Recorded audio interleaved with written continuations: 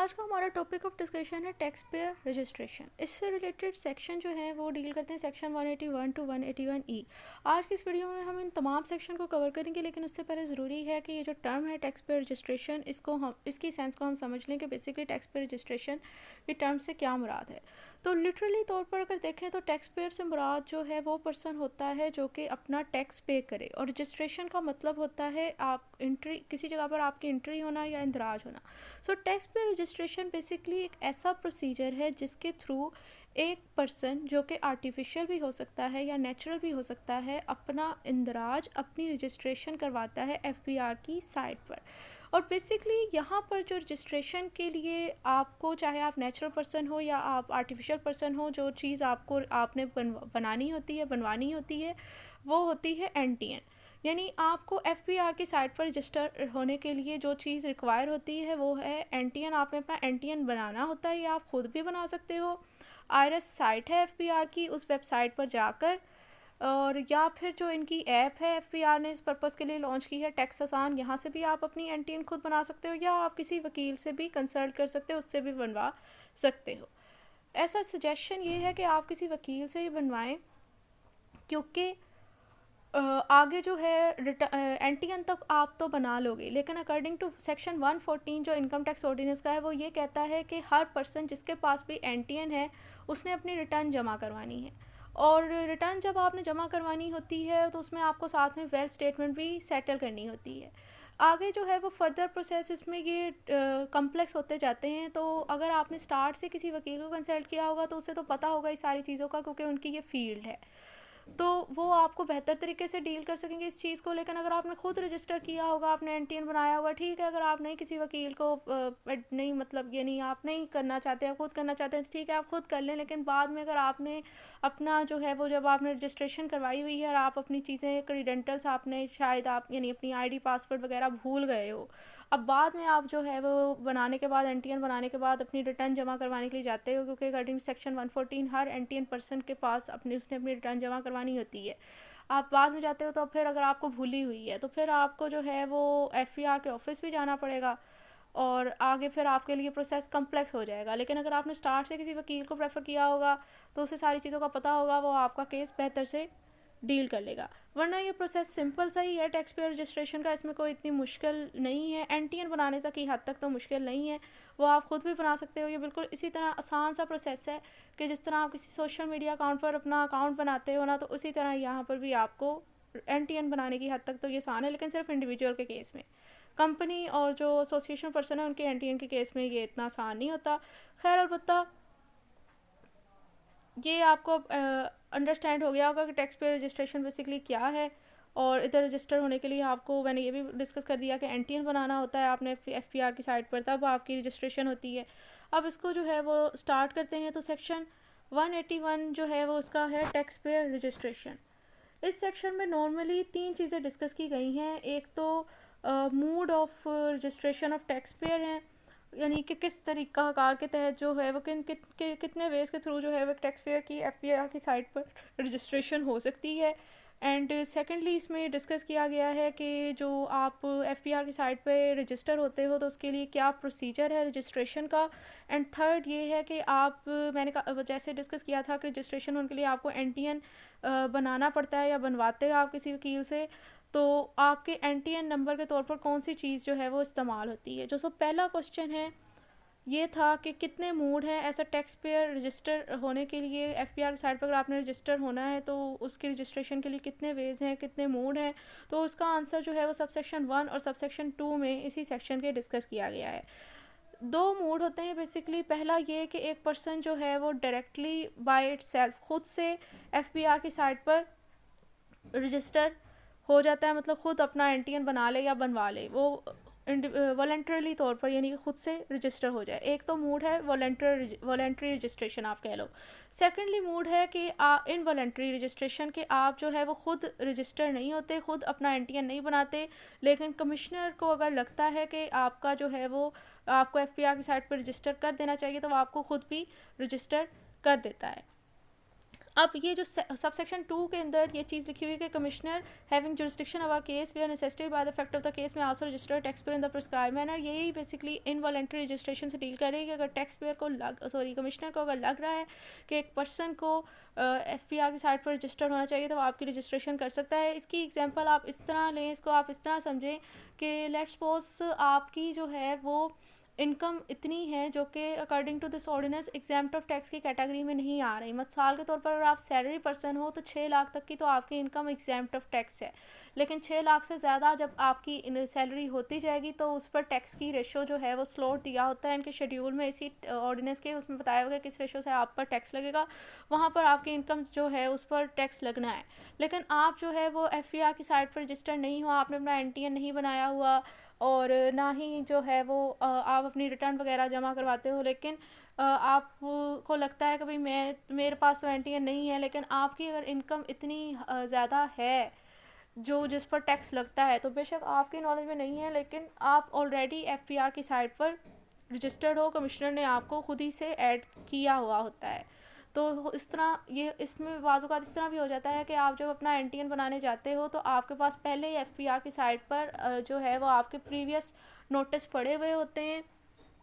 तो वो बेसिकली आपकी ऑटोमेटिकली तौर पर रजिस्ट्रेशन हुई होती है। और इसकी परफेक्ट एग्जांपल ये भी है कि आप जो है वो कारोबार करते हो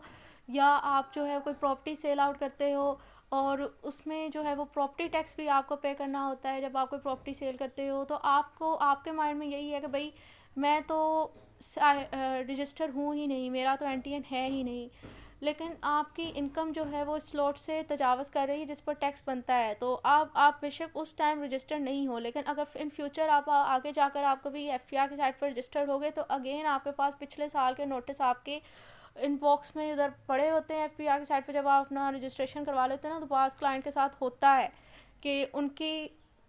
प्रीवियस ईयर के नोटिस आए हुए होते हैं FPR की साइट पे जिनकी उन्होंने रिटर्न वगैरह जमा करवानी होती है, क्योंकि उनके रिकॉर्ड के मुताबिक तो आपके पास इतनी इनकम थी जिस पर टैक्स लगता था। अब आप बेशक आपने NTN नहीं बनाया था, आप रजिस्टर नहीं थे, लेकिन जब आप बाद में कभी इन फ्यूचर आप रजिस्टर करवाते हो तो आपके प्रीवियस नोटिस पड़े हुए होते हैं और आपने उनके आंसर भी देने होते हैं, तब आपको फिर जुर्माने भी पड़ते हैं और बाज़ औक़ात आप बच जाते हैं और बाज़ औक़ात आपको फ़ाइन वगैरह पे करने पड़ते हैं। तो ये पहला क्वेश्चन था इसका कि किस तरह आपका जो किन मोड के थ्रू जो है वो आपकी रजिस्ट्रेशन होती है एज अ टैक्स पेयर। आपने कितने वेज़ हैं जो टैक्स पेयर की रजिस्ट्रेशन के आप कह सकते हैं, तो इसमें उनका 2 तरीक़ाकार के तहत जो है वो एज अ टैक्स पेयर आपकी रजिस्ट्रेशन होती है। नंबर 1 तो आप वॉलंटरली खुद ही रजिस्टर करवा लें अपने आप को या कर लें। सेकेंडली ये इनवॉलंटरी रजिस्ट्रेशन के कमिश्नर आपकी खुद रजिस्ट्रेशन कर देता है। सेकंड क्वेश्चन जो इसमें था कि क्या प्रोसीजर होता है टैक्स पेयर की रजिस्ट्रेशन का, तो इससे जो है वो सेक्शन का सबसेक्शन 3 डील करता है, जिसमें बताया गया है कि tax payer registration scheme shall be regulated through the rules to be notified by the board. यानी जो FPR ने इससे मतलब रूल्स एंड रेगुलेशन बनाए हैं ना टैक्स पेयर के रजिस्ट्रेशन के हवाले से, उसी लिहाज से इसकी रजिस्ट्रेशन होगी और इसके लिए आपको जाना पड़ेगा इनकम टैक्स रूल 2002 के रूल नंबर 79 to 83। ये आपको स्टडी करने पड़ेंगे क्योंकि वो बेसिकली टैक्स पेयर की रजिस्ट्रेशन से डील करते हैं, तो उसमें वो तरीक़ाकार बताया होगा किस तरह जो है टैक्स पेयर की रजिस्ट्रेशन होती है FPR पोर्टल पे। थर्ड एंड लास्ट क्वेश्चन जो इसी सेक्शन के अंदर डिस्कस किया गया है वो ये मैंने कहा था कि एक क्वेश्चन इसमें एक और जो इसमें बात डिस्कस की गई वो ये है कि कौन सी चीज़ जो है वो आपके NTN के नंबर पर यूज़ होगी, क्योंकि मैंने कहा था स्टार्ट में वीडियो के कि आपने जब FPR की साइट पर रजिस्टर होना है तो उसके लिए आपको NTN बनाना पड़ता है। तो NTN के तौर पर बेसिकली NTN होता है आपका नेशनल टैक्स नंबर। तो NTN के तौर पर बेसिकली ना आपका जो CNIC है ना वो इस्तेमाल होता है और ये प्रैक्टिस जो है वो 2015 से स्टार्ट हुई है कि जो अब आपका होगा CNIC नंबर वही बेसिकली आपका NTN नंबर होता है। तो इससे ये एक चीज़ माइंड में क्लियर हो जाती है कि जब भी आप लोगों ने अपना NTN बनवाने जाना है तो आपको जो एक डॉक्यूमेंट रिक्वायर होगा वो आपका CNIC जो है वो आपको लाजमी तौर पर रिक्वायर होगा। लेकिन ये सिर्फ इंडिविजुअल के केस में है जहाँ पर आपको सिर्फ CNIC एक डॉक्यूमेंट चाहिए होता है। लेकिन जब आप आर्टिफिशियल पर्सन के तौर पर लाइक अगर आप एसोसिएशन ऑफ पर्सन को अपनी रजिस्ट्रेशन करवाना चाहते हैं तो उसके लिए आपको अपनी रेंट डीड भी चाहिए होगी, जहाँ पर यानी आपने अगर किराए पे लिया हुआ है जिस जगह पे आपका सेटअप है, आपकी पार्टनरशिप फर्म है, आपको अपनी पार्टनरशिप डीड भी चाहिए होगी। आपको जो है वो अपने इलेक्ट्रिसिटी और सुई गैस के बिल्स वगैरह भी चाहिए होंगे। और हर एक पर्सन जो आपका पार्टनरशिप के अंदर जो फर्म में आपका मेंबर होगा उन सब का जो है वो NTN तौर पर उन्हें रजिस्टर होना रिक्वायर होगा। ये खैर आप जब जाओगे किसी वकील के साथ कंसल्ट करोगे तो हर आर्टिफिशियल पर्सन में डॉक्यूमेंट्स डिफरेंट रिक्वायर होते हैं, आपको इस वाले से बेहतर गाइड कर देगा। तो ये जो है वो बेसिकली सेक्शन 181 अब आपका इसमें क्लियर हो गया। टैक्स पेयर रजिस्ट्रेशन जब आप करवाते हो ना FBR की साइट पर तो आपको एक ब्लू कलर का सर्टिफिकेट जो है वो भी आपको मिलता है, मतलब वो आप डाउनलोड कर सकते हो FBR की साइट पर ही। वो भी मैं आपको एट दी एंड वीडियो दिखाऊंगी कि वो किस तरह का होता है। तो बेसिकली वो आपके पास एविडेंस होता है कि आपका जो है वो NTN बन गया है और आप जो है वो FBR की साइट पर ऐसा टैक्स पेयर रजिस्टर हो गए हो। लेकिन यहाँ पर एक क्वेश्चन साथ में क्लियर और कर लें कि जो ये टैक्स पेयर रजिस्ट्रेशन सर्टिफिकेट होता है ये किसी भी सूरत में आपकी जो है वो फाइलर होने की गारंटी नहीं होता। यानी आपका एक्टिव टैक्स पेयर लिस्ट में नाम आ गया है, ये जो आपका रजिस्ट्रेशन सर्टिफिकेट है ना ये इस चीज़ की गारंटी नहीं होता। ये बाकायदा जो आपका वो ब्लू कलर का सर्टिफिकेट आपको मिलता है FBR की साइट से, आप डाउनलोड करते हो, उस पर भी ये चीज़ उन्होंने मेंशन की हुई है। एट दी एंड वीडियो इंशाल्लाह मैं आपको दिखाऊंगी भी। तो सेक्शन 181 अब हम लोग क्लियर करते हैं, डिस्कस करते हैं। तो सेक्शन 181 जो है वो डील करता है एक्टिव टैक्स पेयर लिस्ट से। अब एक्टिव टैक्स पेयर लिस्ट क्या होती है, इसको जानने के लिए हमें जाना पड़ेगा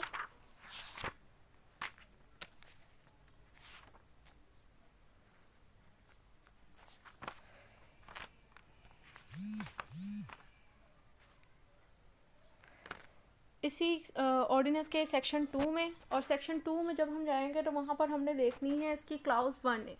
जहाँ पर एक्टिव टैक्स पेयर लिस्ट की डेफिनेशन बताई गई है। तो वहाँ पर उन्हें बताया गया है कि एक्टिव टैक्स पेयर लिस्ट से मुराद बेसिकली 3 लिस्ट जो है वो एक्टिव पेयर लिस्ट की कैटेगरी में आती हैं। एक तो वो लिस्ट जो कि FBR मेंटेन करती है under section 181A of this ordinance, यानी इसी सेक्शन के तहत जो एक तो वो लिस्ट है, एक तो एक्टिव टैक्स पेयर लिस्ट में एक ये लिस्ट आ जाती है जो कि FBR मेंटेन करेगी according to this ordinance,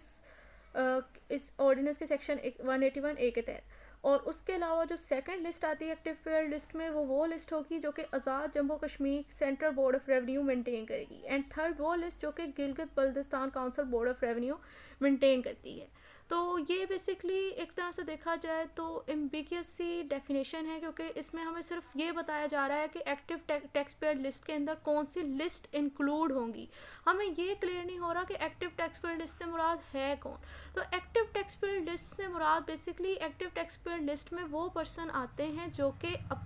filer होते हैं। और फाइलर वो होता है जो कि कंटिन्यूसली हर टैक्स ईयर जो है वो अपनी रिटर्न सबमिट करवाता है। तो वो पर्सन जो है वो फाइलर होता है और उसी पर्सन का नाम जो कि फाइलर होता है उस पर्सन का नाम जो है वो एक्टिव टैक्स पेयर लिस्ट के अंदर आ जाता है। अब जब आप एक्टिव टैक्स पेयर लिस्ट में आ जाते हैं, अब आप लोगों ने जब अपना ये नाम चेक करना है ना कि आप जो है वो ATL यानी एक्टिव टैक्स पेयर लिस्ट में फॉल करते हैं कि नहीं, तो उसके लिए आपके पास 2 ऑप्शन है। एक तो आप FBR की साइट से जाकर भी अपने ये स्टेटस चेक कर सकते हो। दूसरा ये है कि आप जो है वो कोड है इनका 9966 वहाँ पर मैसेज कर भी अपना ये स्टेटस चेक कर सकते हो। लेकिन ये स्टेटस आपने तब चेक करना है जब आप रिटर्न जमा करवा देते हो और फाइलर बनने के लिए जो 182A सरचार्ज का चलान है 1000 रुपये का वो जमा करवा देते हो, तब जो है आप लोगों ने अपना एक्टिव टैक्स पेयर लिस्ट का ये स्टेटस चेक करना होता है। अब इस सेक्शन की अगर हम बात करें कि सेक्शन में बेसिकली क्या डिस्कस किया गया है,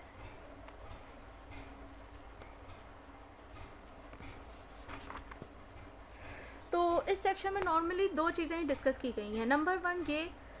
कि इस लिस्ट की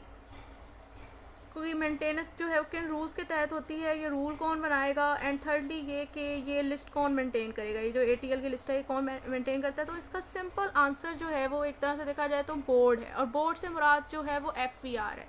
यानी इस लिस्ट को मेंटेन करने की, डेवलप करने की अथॉरिटी भी बोर्ड के पास ही है, एफपीआर के पास ही है, और जो किस रूल्स के तहत इसकी मेंटेनेंस होगी, इसकी इस्टेब्लिशमेंट होगी इस लिस्ट की, वो भी जो है वो बोर्ड ने ही डिसाइड करनी है। प्रिस्क्राइब्ड, इधर लिखा हुआ active tax shell be regulated, इसमें भी प्रिस्क्राइब्ड का मतलब होता है एज़ पर लॉ, और लॉ में मतलब ये कि जो रूल्स एंड रेगुलेशन एफपीआर ने इसके मतलब बनाएंगे उसके मुताबिक ये लिस्ट मेंटेन की जाएगी। नेक्स्ट आ जाता है आप लोग के पास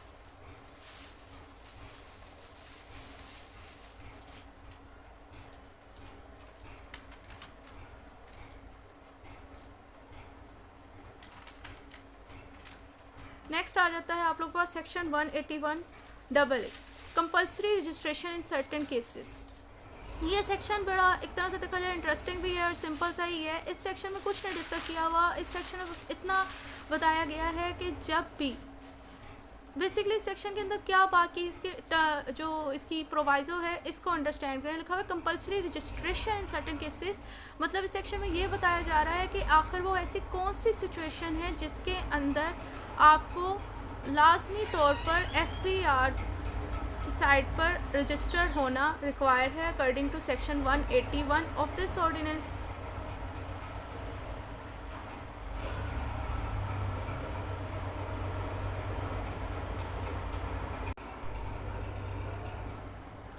तो इसका सिंपल सा आंसर है जो यहाँ पर डिस्कस किया गया है वो ये है कि जब आप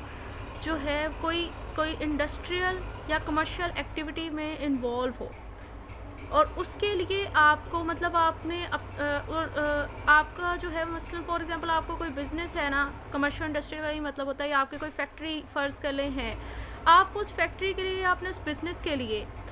इलेक्ट्रिसिटी और नेचुरल गैस के मीटर की ज़रूरत है। मतलब आपको बिजली आपने जो है वो अपना एक यूनिट लगाया है, फॉर एग्जांपल आपकी टेक्सटाइल इंडस्ट्री है या आपकी जो है वो कोई फैक्ट्री है किसी भी चीज़ की धागे की, तो अब आपको अपनी उस इंडस्ट्रियल कमर्शियल एक्टिविटी के लिए ज़ाहिर सी बात है वहाँ पर काम करने के लिए आपको इलेक्ट्रिसिटी या गैस की ज़रूरत तो होगी, तो उसके लिए आपको मीटर चाहिए। आप फेस्को में या जो भी आपके उस इलाके का रेलेवेंट जो है वो इलेक्ट्रिसिटी का डिपार्टमेंट है वहाँ पर आप दरख्वास्त देते हो, या नेचुरल गैस का जो डिपार्टमेंट है उधर आप दरख्वास्त देते हो कि हमें मीटर अलॉट किया जाए, इंडस्ट्रियल कमर्शियल इलेक्ट्रिसिटी और नेचुरल गैस का मीटर जो है वो अलॉट किया जाए। अब वो कनेक्शन की जो आपकी दरख्वास्त है वो तब तक इंटरटेन नहीं होगी जब तक आप जो है आपके पास एनटीएन नहीं होगा, यानी जब तक जो है वो आप अकॉर्डिंग टू दिस ऑर्डिनेंस, इस ऑर्डिनेंस के सेक्शन 181 के तहत आप एफपीआर की साइट पर रजिस्टर नहीं हो गए। रजिस्ट्रेशन के लिए मैंने आपको पहले ही बता दिया कि क्या चीज़ आपसे वो मांग रहा है कि रजिस्ट्रेशन मतलब है कि आपके पास जब तक एनटीएन नहीं होगा। तो ये जो केस है ना, इस केस के अंदर आपका लाजमी तौर पर क्योंकि इधर शेल का वर्ड लिखा हुआ है आपके पास एनटीएन होना चाहिए, आपका एफपीआर की साइट पर रजिस्टर्ड हो। अब अगेन यहाँ पर माइंड में एक क्वेश्चन आता है कि अच्छा ठीक है, हमें सिर्फ इतना कहा गया है कि हमें एफपीआर की साइट पर रजिस्टर्ड होना है, हमें 181 के तहत सिर्फ एक रजिस्ट्रेशन सर्टिफिकेट चाहिए, हमें ये तो नहीं कहा गया कि हमें जो है वो फाइलर भी होना ज़रूरी है, हमें अपनी रिटर्न जमा करवाना भी ज़रूरी है। तो इसका आंसर सिंपल है कि भाई जब आप सेक्शन 114 को पढ़ोगे ना इसी ऑर्डिनेंस के, तो वहाँ पर ये कंडीशन लिखी हुई है कि हर वो पर्सन जिसके पास एनटीएन है उस पर्सन के ऊपर ये लाजिम है कि वो अपनी रिटर्न जमा करवाए। ठीक है, आपका जो सर्टिफिकेट तो आपको ये अलॉट हो गया, रजिस्ट्रेशन सर्टिफिकेट आपको अलॉट हो गया है, आप अगर अपनी रिटर्न नहीं भी जमा करवाते तो उसका आपकी रजिस्ट्रेशन के ऊपर कोई इम्पैक्ट नहीं है, आपकी रजिस्ट्रेशन कैंसिल नहीं होगी, लेकिन आपके ऊपर रिटर्न जमा करवाना लाजम हो गया है। अगर आप अपनी 1 साल की रिटर्न जमा नहीं करवाते, बेशक आपकी जो इनकम है वो एग्जाम्प्ट ऑफ टैक्स की कैटेगरी में ही आती है, यानी आप पर टैक्स नहीं लग रहा, या फिर जो है वो आप पर टैक्स लग रहा है, आप अपनी रिटर्न जमा नहीं करवा रहे, अकॉर्डिंग टू दिस लॉ की रिक्वायरमेंट के मुताबिक ये है कि हर एनटीएन बंदे वाले पर्सन ने अपनी रिटर्न जमा करवानी होती है। तो अगर आप 1 साल की अपनी रिटर्न जमा नहीं ना करवाते तो ये भी इसी ऑर्डिनेंस के अंदर लिखा हुआ है कि आपके ऊपर जस्ट 1 साल की रिटर्न ना जमा करवाने के ऊपर 40,000 का जुर्माना हो जाता है। तो बेहतर है कि आप लोग अपनी रिटर्न जमा करवाएँ क्योंकि 40,000 पे जुर्माने से बेहतर यही है कि जो लॉ में प्रोसेस बताया हुआ है और उधर आपको क्या चालान की फ़ीस 1000 लग जाएगी, तो उस पर इतना नुकसान नहीं है, लेकिन बाद में आप पर नुकसान है। वैसे अमूमन इतना इतना जुर्माना डालते नहीं है, लेकिन लोगों को जो है वो इम्प्लीमेंटेशन करवाने के लिए ज़्यादा ही फिगर लिखे होते हैं। तो ये जो है वो आपके पास सेक्शन 181 हो गया। अब डिस्कस कर लेते हैं सेक्शन 181B।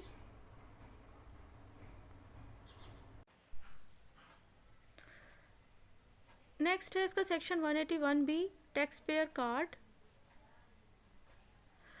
इस सेक्शन में बेसिकली कुछ इतना टेक्निकल नहीं लिखा गया, इसमें सिर्फ एक ही चीज़ डिस्कस की गई है कि ये जो टैक्स पेयर कार्ड हैं कौन इशू करेगा और किन्हें इशू किया जाएगा। तो इशू करने की ये जो पावर है ये एफबीआर के पास है, यानी बोर्ड का वर्ड लिखा हुआ है, बोर्ड से मुराद एफबीआर है। तो वो कह रहे हैं कि टैक्स पेयर कार्ड को इशू करने की पावर जो है ना एफबीआर की है, वो भी इसकी डिस्क्रिशनरी पावर है कि अगर वो चाहे तो वो एक स्कीम बना सकती है कि वो tax payer owner card issue करेगी, और इशू करेगी इंडिविजुअल टैक्स पेयर को, और वो भी उन्हें इशू करेगी जो कि स्कीम जो उन्होंने बताई होगी टैक्स पेयर कार्ड को इशू करने के हवाले से, उस स्कीम में जो बेनिफिट्स को अवेल करने के हवाले से जो एक एलिजिबिलिटी क्राइटेरिया उन्होंने बताया होगा, जो वो उसे फुलफ़िल कर देगा ना, तो उसको जो है वो एफपीआर टैक्स पेयर कार्ड जो है वो इशू कर सकती है। तो मे का वर्ड लिखा हुआ है, तो उससे मुराद ये है कि ये लाजमी नहीं है टैक्स पेयर कार्ड को इशू करना। इसके मतलब अगर एफपीआर चाहे तो कोई स्कीम वगैरह बना सकती है और स्कीम के तहत ही वो इन्हें टैक्स पेयर कार्ड इशू कर सकती है। नेक्स्ट आ जाता है आप लोग के पास सेक्शन 181C, जो कि है display of national tax number, यानी एनटीएन की ही बात हो रही है, क्योंकि नेशनल टैक्स नंबर की जो है वो बेसिकली एब्रीवेशन है एनटीएन की। तो इसमें लिखा हुआ है कि every person driving income from business chargeable to tax, यानी हर पर्सन जिसका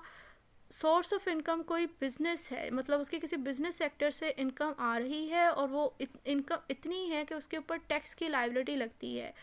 ये जो आप 2023 का जो टैक्स स्लॉट है ना, जिस हिसाब से टैक्स लगना है, उसमें जो 6 लाख की इनकम है बिज़नेस सेक्टर वालों की, वो तो एग्जाम्प्ट ऑफ टैक्स है, यानी कि 6 लाख से ज़्यादा इनकम है, वो कह रहे हैं कि अगर उससे ज़्यादा आपकी इनकम है जो कि ज़ाहिर है फिर चार्जेबल टू टैक्स होगी, उनको जो है who has been issue a national tax number, मतलब उन पर्सन के पास जो है उन्हें पहले ही उनका जो कह रहे हैं एनटीए नंबर उन्हें इशू हो चुका है, तो मतलब वो एफबीआर की साइट पर रजिस्टर्ड हैं। उन लोगों के ऊपर ये ऑब्लिगेशन है कि उन्होंने ये जो अपना नेशनल टैक्स नंबर है वो उनकी जो बिज़नेस वाली जगह है वहाँ पर जो कॉन्स्पिशियस प्लेस है, यानी जो नुमाया है जो नज़र आ रही है लोगों को, वहाँ पर उन्होंने अपना ये एनटीए नंबर डिस्प्ले करना होता है। यानी सेक्शन 181C में बेसिकली एक ऑब्लिगेशन सेट की गई है एनटीए नंबर के डिस्प्ले के हवाले से। आप ये कह सकते हो कि किस पर्सन के ऊपर ये इम्पोज की गई है, तो ये इम्पोज की गई है हर उस पर्सन पर जो जिसका सोर्स ऑफ इनकम बिजनेस है और उसके पास एनटीएन है,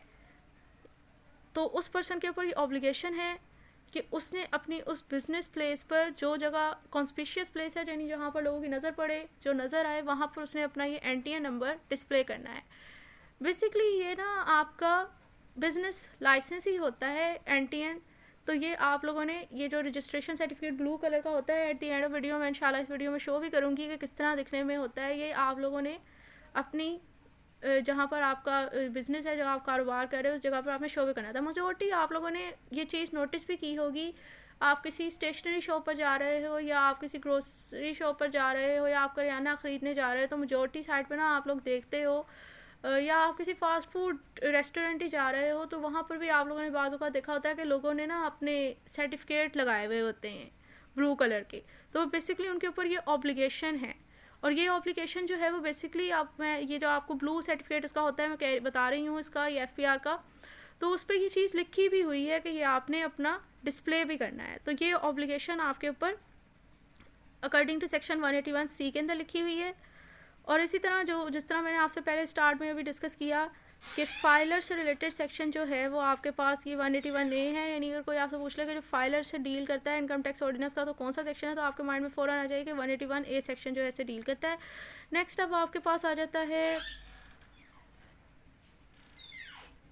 सेक्शन 181D। ये ज़रा बड़ा है, इसको हम लोग लास्ट में डिस्कस कर लेंगे। सेक्शन 181E ज़रा छोटा है, इसको पहले क्लियर कर लेते हैं।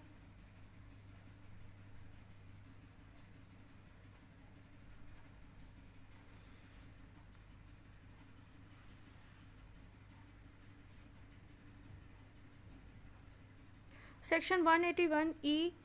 जो डील करता है रिकॉर्ड ऑफ बेनिफिशियल ऑनर से।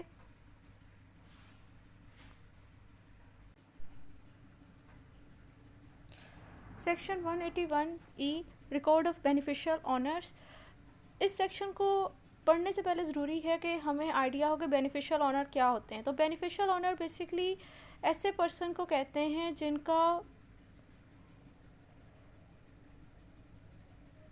जिनका नाम जो है वो कंपनी के रजिस्टर्ड मेंबर के तौर पर तो बेशक रजिस्टर्ड नहीं होता, उनका नाम जो है वो कंपनी के जो मेंबर्स होते हैं ना उसके तौर पर तो रजिस्टर्ड नहीं होता, लेकिन जो मेंबर जिनका शेयर होता है कंपनी में उसके वो शेयर के वो मेंबर होते हैं, यानी उस शेयर के वो एक्चुअल ऑनर होते हैं। तो आप कह सकते हो कि beneficial owner basically is a such person who is actual owner of the share but his name is not registered as a member of a company. यानी बेशक वो कंपनी के मेंबर के तौर पर उसका नाम रजिस्टर्ड नहीं होता, लेकिन जो शेयर होते हैं कंपनी के उसके वो एक्चुअल ऑनर होते हैं। तो उस तरह के पर्सन को हम लोग बेनिफिशियल ऑनर कहते हैं। इसके साथ एक टर्मिनोलॉजी है जो कि इसके ऑपोजिट ही यूज़ होती है, वो होती है रजिस्टर्ड मेंबर की। तो रजिस्टर्ड मेंबर बेसिकली वो पर्सन होते हैं जिनका नाम जो है वो कंपनी के मेंबर के तौर पर तो रजिस्टर्ड होता है, लेकिन उनका शेयर जो कंपनी के अंदर जो शेयर है उनमें उनका हिस्सा है या नहीं, उसके या तो वो ऑनर हो भी सकते हैं या नहीं भी हो सकते। लेकिन बेनिफिशियल ऑनर जो है वो जो कंपनी के शेयर होते हैं उसके वो ऑनर होते हैं, इनके लिए ये चीज़ है। अब 181E सेक्शन के अंदर बेसिकली कंपनी की या एसोसिएशन ऑफ पर्सन की दो ऑब्लिगेशन ही डिस्कस की गई हैं और इस सेक्शन में कुछ नहीं डिस्कस किया गया। नंबर 1 सब सेक्शन 1 में इनकी ऑब्लिगेशन ये है कि इनके जो भी बेनिफिशियल ऑनर होंगे, चाहे आया वो कंपनी के हों या एसोसिएशन ऑफ पर्सन के हों, उन्होंने इनकी जो पार्टिकुलर्स हैं, इनकी जो इनकी क्रेडेंटल्स, इनकी डिटेल, इनका नेम, एड्रेस और कितना परसेंट ये शेयर ऑनर है कंपनी के अंदर, उनकी जो डिटेल्स है ना वो उन्होंने इलेक्ट्रॉनिकली, क्योंकि ये सारा साइट जो है FPR की साइट सारे काम होता ही ऑनलाइन है, तो कह रहे हैं ये चीज़ जो है वो इन्होंने बतानी होती है। इनकी जो पार्टिकुलर्स हैं अपने बेनिफिशियल ऑनर्स के, उनकी डिटेल जो है उनके ऊपर ऑब्लिगेशन होती है कि उन्होंने बतानी है। सेकेंडली ये है कि अगर इनके जो पार्टिकुलर्स हैं बेनिफिशियल ऑनर के, उनमें किसी किस्म की कोई चेंज आती है तो उस चेंज के बारे में भी इन्होंने जो अपडेटेड इन्फॉर्मेशन होती है उनके बारे में वो भी इन्होंने बतानी होती है। तो सेक्शन 181 के अंदर कुछ ऐसा ख़ास डिस्कस नहीं किया गया। अब आ जाते हैं सेक्शन 181D जो कि है business license scheme. Business license basically यही है, जो FPR की साइट पे आप रजिस्टर्ड होते हैं ना, जो फिर जो ब्लू कलर का आपको सर्टिफिकेट मिलता है उसे ही आपका जो है वो बिज़नेस लाइसेंस कहा जाता है। तो इस सेक्शन के अंदर ये जो है सेक्शन 181D, इसके अंदर जो है वो डिस्कस किया जो है ना 3 चीज़ें डिस्कस की गई हैं। नंबर 1 तो ये है कि कौन पर्सन जो है वो इंटाइटल होता है इस बिज़नेस लाइसेंस को ऑब्टेन करने का। सेकेंडली ये है कि अगर आपके ऊपर रिक्वायर था कि आपके पास बिज़नेस लाइसेंस हो लेकिन आप नहीं लेते, तो उसकी केस के अंदर आप पर क्या पेनल्टी लगेगी, उस केस में आपके ऊपर क्या पेनल्टी लगेगी। एंड थर्ड चीज़ जो इस सेक्शन में डिस्कस की गई है वो ये है कि आपका बिज़नेस लाइसेंस जो है जो आपके पास आपको मिला है वो किस सिचुएशन में कैंसिल हो सकता है। तो इन क्वेश्चंस को हम लोग 1 बाय 1 डिस्कस कर लेते हैं। तो पहला क्वेश्चन ये था कि कौन सा पर्सन जो है उस पर रिक्वायर होता है कि उसके पास बिज़नेस लाइसेंस हो।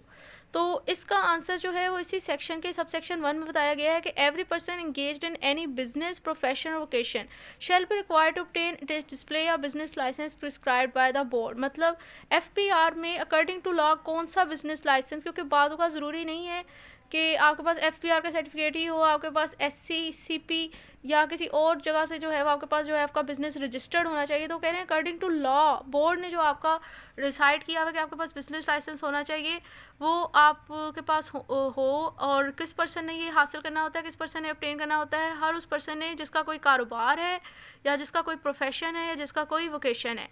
अब बिज़नेस की ये जो तीनों टर्मिनोलॉजी है वो बेसिकली एक दूसरे से डिफरेंट है। बिज़नेस में बेसिकली प्रोफेशन भी आ जाता है, वोकेशन भी आ जाता है, कोई किसी किस्म का आपका कोई एडवेंचर टाइप वर्क भी आ जाता है, ट्रेड और कॉमर्स, ये सारी जो है वो इसी ऑर्डिनेंस के ना जो सेक्शन 2 है ना उसमें जो बिज़नेस की डेफिनेशन लिखी हुई है उसमें ये सारी चीज़ें डिस्कस की हैं कि बिज़नेस में क्या क्या चीज़ें आती हैं। बिज़नेस के अंदर एम्प्लॉयमेंट को छोड़ के बाकी प्रोफेशन, वोकेशन, आपका कोई ट्रेड, कॉमर्स, इंपोर्ट, एक्सपोर्ट, ये सारे काम जो है और कोई एडवेंचर टाइप वर्क, ये सारी चीज़ें बिजनेस में आती हैं। प्रोफेशन में बेसिकली प्रोफेशन और वोकेशन के अंदर इतना ही फ़र्क है कि प्रोफेशन में ना आपके पास एक प्रोफेशनल डिग्री का, जो आप प्रोफेशनल सर्विस प्रोवाइड कर रहे हो, उसकी आपके पास प्रोफेशनल एजुकेशन होनी चाहिए। यानी कि education, professional education plus professional services जब आप प्रोवाइड करें तो वो आप जो कोई पर्सन प्रोवाइड करे तो उसे हम प्रोफेशन कहते हैं। लाइक जिस तरह लॉयर्स की होती हैं, जिस तरह डॉक्टर्स की होती हैं। और इसी तरह आ जाता है वोकेशन। वोकेशन के अंदर आ जाती है आपकी एजुकेशन प्लस आपकी स्किल और प्लस आपकी प्रोफेशनल सर्विस ही आप लगा लो, तो वो वोकेशन के समरे में आ जाता है। तो इनमें बेसिकली एक स्किल का फ़र्क है। एजुकेशन वोकेशन वाले बंदों को चाहिए, इसमें आ जाता है आर्टिस्टिक वर्क। तो कोई पेंटर वगैरह है, उसकी स्किल है, उसके पास स्किल है पेंटिंग बनाने की, उसको ड्राइंग वगैरह आती है, उसको स्केचिंग आती है, या आप उसे कैलीग्राफी आती है। क्योंकि ये जो डिज़ाइनर वगैरह लोग होते हैं, इनके पास ये इनका काम सारा होता ही स्किल बेस है, और इनके पास जो है अपनी फील्ड की एजुकेशन भी होती है। फिर इसी तरह की जो प्रोफेशनल सर्विसेज होती हैं, तो ये आ जाती है वोकेशन। प्रोफेशन में आप जो है वो एग्जांपल ले लो, जिस तरह के ये लॉयर्स होते हैं कि हमारी जो प्रोफेशनल डिग्री होती है वो एलएलबी की होती है, और प्रोफेशनल सर्विसेज यही जो हम अपनी वकालत की प्रोवाइड कर रहे थे। लाइक फॉर एग्जांपल आपके पास कोई क्रिमिनल मुकदमा आ गया, आपको पता है कि मैंने कौन सी अदालत में जाना है, कौन सी अदालत में केस होगा, कितनी इसकी फ़ीस लगेगी, ये जो आपको अपनी सर्विसेज वकील प्रोवाइड कर रहा है उसकी प्रोफेशनल सर्विसेज हैं। तो ये बेसिकली इनके अंदर डिफरेंस होता है, और इन पर्सन के ऊपर ये ऑब्लिगेशन होती है कि जो FPR बोर्ड ने यानी बताया है कि इनके पास जो उनका लाइसेंस होना चाहिए, बिजनेस लाइसेंस, वो इन्होंने हासिल करना है। तो नंबर 1 क्वेश्चन का तो आंसर इधर क्लियर हो गया कि किस पर्सन के पास जो है वो बिजनेस लाइसेंस किसे चाहिए होता है। अब आ जाते हैं इसके सेकंड क्वेश्चन पे कि penalty to not obtain license, कि अगर आप को जो रिक्वायर्ड था कि लाइसेंस आपके पास हो लेकिन आप नहीं लेते, तो अब इस सिचुएशन में आपको क्या, आपके ऊपर आपको क्या पेनल्टी लगेगी अकॉर्डिंग टू लॉ। तो इसका आंसर जो है वो इसी सेक्शन के सबसेक्शन 2 में बताया गया है। इसको रीड कर लेते हैं। तो इसमें बताया गया है कि where a person fail to obtain a business license under subsection 1, the commissioner may, in addition to and not in derogation of any punishment to which the person may be liable under this ordinance or any other law, impose a fine of, मतलब ये कि अगर एक person को require था कि उसके पास business licence होना चाहिए, वो नहीं लेता, तो अब इस सिचुएशन में उसको जो है फ़ाइन होगा। कमिश्नर उसे फ़ाइन करेगा, लेकिन ये सज़ा जो है वो एडिशनल होगी, क्योंकि जो सज़ा वो कह रहे हैं कि इस बिज़नेस लाइसेंस को ना ऑब्टेन करने के लिए जो इस अकॉर्डिंग टू दिस ऑर्डिनेंस या कोई कानून जो इस टाइम इन्फोर्सेबल है, उस कानून के अंदर अगर कोई सज़ा है तो वो सज़ा, इस सज़ा के मिलने से वो सज़ा ख़त्म नहीं हो जाएगी। उस सज़ा के साथ साथ कमिश्नर जो है वो आपको फ़ाइन कर सकता है। वो फ़ाइन करेगा। फ़ाइन करने के हवाले से आगे फर्दर 2 स्नैरियो है। नंबर 1 स्नैरियो है 20,000 rupees in case of a tax payer driving income chargeable tax under this ordinance, मतलब जिस पर्सन के ऊपर रिक्वायर था कि उसके पास बिजनेस लाइसेंस हो और उस पर्सन की जो इतनी इनकम थी जिसकी इनकम के ऊपर इस ऑर्डिनेंस के मुताबिक टैक्स भी लगता था, उस बंदे के पास अगर बिजनेस लाइसेंस नहीं है तो उसको जो है वो इस ऑर्डिनेंस और जो कानून कोई दूसरे इन्फोर्सेबल इस टाइम, उनमें सज़ा के साथ साथ जो है वो 20,000 पे जुर्माना होगा, कमिश्नर से 20,000 पे जुर्माना करेगा। और इन अदर केसेस जो है 5,000 रुपीज़, मतलब अगर कोई पर्सन ऐसा है जिसकी इनकम जो है जिसके ऊपर टैक्स लाइबिलिटी नहीं लगती और उसके ऊपर लाइबल था कि उसके पास बिजनेस लाइसेंस हो लेकिन उसके पास नहीं है, तो उसको जो इस ऑर्डिनेंस और कोई कानून इन्फोर्सेबल उसमें तो सज़ा मिलनी ही है, साथ में सिर्फ 5,000 जुर्माना होगा। तो पेनल्टी के हवाले से हम लोगों ने कहा कि एडिशनल ये सज़ा है, ये 20,000 5,000 के जुर्माने की। और इसमें भी 2 सिनेरियो हैं कि नंबर 1 कि अगर एक पर्सन जिसके ऊपर बिजनेस लाइसेंस ऑब्टेन करना था पर उसने नहीं लिया और उसकी इनकम भी इतनी थी जिसके ऊपर इस ऑर्डिनेंस के तहत टैक्स लगता था और उसके पास बिजनेस लाइसेंस नहीं, तब उस केस में से 20,000 जुर्माना होगा, प्लस उसको जो इस ऑर्डिनेंस में और किसी और कानून में कोई सज़ा हो रही है तो वो भी मिलेगी। और दूसरा केस ये है कि अगर उसके पास बिजनेस लाइसेंस ऑब्टेन करना बनता था लेकिन उसकी इनकम इतनी नहीं थी जिसके ऊपर टैक्स लगे इस ऑर्डिनेंस के मुताबिक या कोई भी दूसरा सिचुएशन, तो उस सिचुएशन में उस बंदे के ऊपर जो है वो 5,000 जुर्माना लगेगा, प्लस इस ऑर्डिनेंस और कोई कानून जो इस टाइम इन्फोर्सेबल इसमें कोई सज़ा बताई गई है तो वो भी उसे होगी। अब नेक्स्ट आ जाता है तीसरा क्वेश्चन, जो मैंने कहा था कि इसमें 3 चीज़ें डिस्कस करी हैं। जो थर्ड क्वेश्चन है वो है कैंसल ऑफ बिजनेस लाइसेंस, कि किन कंडीशन में जो आपका ये बिजनेस लाइसेंस है वो कैंसिल हो जाएगा। तो इससे रिलेटेड जो है वो सबसेक्शन 3 है, इसमें लिखा हुआ है commissioner may by an order in writing cancel a business license issue under subsection 1 after providing an opportunity of being heard to a person if such person to fail to notify any change in particular within a 13 day of such change or such person is convicted of any offense under any federal tax law। तो उन्होंने लिखा हुआ है कि अगर किसी person को कोई चेंज आता है उनके बिज़नेस में और उसमें उस चेंज के बारे में वो 30 दिन का उसके पास टाइम पीरियड है, उसने कमिश्नर को इन्फॉर्म करना है, वो इन्फॉर्म नहीं करता। और सेकेंडली कंसिडरेशन ये है कि कोई फेडरल टैक्स लॉ है, जैसे कि ये इनकम टैक्स ऑर्डिनेंस है या कोई भी फेडरल टैक्स लॉ है, उसके अंदर उसे किसी ऑफेंस के तहत सज़ा हो गई है, सिर्फ वो मुलजिम नहीं हुआ, उसे सज़ा हो गई है। तो इस सिचुएशन के अंदर कमिश्नर के पास ये उसकी डिस्क्रिशनरी पावर है कि वो इसका बिज़नेस लाइसेंस कैंसिल कर सकता है। पर इस बिज़नेस लाइसेंस को कैंसिल करने से पहले बिजनेस लाइसेंस कैंसिल कर सकता है। किस तरह कैंसिल करेगा? वो एक ऑर्डर जारी कर देगा जो कि रिटर्न फॉर्म में होगा, इसके थ्रू उसका लाइसेंस कैंसिल कर देगा। लेकिन इस लाइसेंस को कैंसिल करने से पहले ये कमिश्नर की बेसिकली डिस्क्रिशनरी पावर है, उसे एक कंडीशन पूरी करनी पड़ेगी, वो ये है कि उसने उस पर्सन को अपॉर्चुनिटी ऑफ हियरिंग प्रोवाइड करनी पड़ेगी। यानी पहले उसे सुनना पड़ेगा कि मतलब उसके पास अपनी सफाई में देने के लिए कुछ है, तो उसके बाद जो है वो उसका लाइसेंस वो कैंसिल कर देगा। तो ये जो है वो आपके पास सेक्शन 181 to 181E तक जो है वो हमारा ये जो पार्ट था टैक्स पेयर रजिस्ट्रेशन का, ये कंप्लीट हो गया। अब जैसा कि मैंने कहा था कि at the end of video मैं आपको दिखाऊंगी कि टैक्स पेयर रजिस्ट्रेशन सर्टिफिकेट होता क्या है, किस तरह का होता है, तो वो हम लोग अब देख लेते हैं।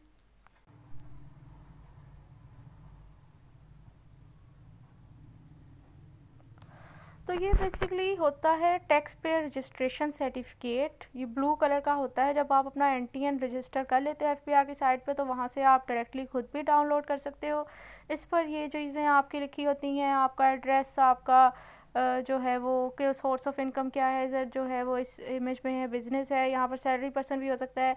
और आपके रजिस्ट्रेशन नंबर किस डेट पे आपने रजिस्टर किया, ये सारी चीज़ें इसके ऊपर ये लिखी होती हैं। जो मेन चीज़ जो यहाँ पर दिखानी थी वो ये थी कि इधर इन्होंने मेंशन कर दिया है कि ये जो है इस टैक्स पेयर रजिस्ट्रेशन सर्टिफिकेट को रजिस्टर करना मैंडेटरी है अकॉर्डिंग टू सेक्शन 181C, जो कि हम लोगों ने डिस्कस भी किया कि अगर किस पर्सन का सोर्स ऑफ इनकम, जैसे कि यहाँ पर बिज़नेस है, अगर उसका सोर्स ऑफ इनकम बिज़नेस है, तो उस पर्सन के ऊपर ये ऑब्लिगेशन है कि उसने ये अपना रजिस्ट्रेशन सर्टिफिकेट जो है वो डिस्प्ले करना है अपनी बिज़नेस परमिसेस के किसी कॉन्स्पिशियस प्लेस पे। और अब आप बिज़नेस को सिर्फ यही ना समझेंगे बहुत बड़े हाई लेवल पर वही जो आपका जो कारोबार होगा वही बिज़नेस है, क्योंकि आप जो है वो सेक्शन 2 में जाएं इसी ऑर्डिनेंस के, वहाँ पर बिज़नेस के अंदर जो है वो बहुत सारी चीज़ें डिस्कस की गई हैं। तो ये एप्लीकेशन जो है वो हर बिज़नेस वाले पर्सन के ऊपर लगाई गई है। इसी तरह इस सेक्शन के अंदर एक सॉरी सर्टिफिकेट में एक और चीज़ जो दिखाने वाली थी वो ये थी कि ना, लिखा यहाँ पर आप देख सकते हैं लिखा हुआ है कि this is not a valid evidence of being a filer for the purpose of clause 223A and 35C of section 2 and 181A of the income tax ordinance 2001। यानी ये जो सर्टिफिकेट आपको हासिल होता है ये किसी भी सिचुएशन में इस चीज़ की गारंटी नहीं है कि आप फाइलर हो गए हो। फाइलर मतलब ये कि आपका नाम ATL active tax payer list के अंदर आ गया है। ये बस आपका एक रजिस्ट्रेशन सर्टिफिकेट होता है कि आपका बिज़नेस जो है वो रजिस्टर्ड है एफबीआर से। तो ये इस तरह का ये सर्टिफिकेट होता है। आई होप ये यहाँ तक आपको ये पूरा ये जो चैप्टर है, ये जो पार्ट है टैक्स पेयर रजिस्ट्रेशन का, ये क्लियर हो गया होगा।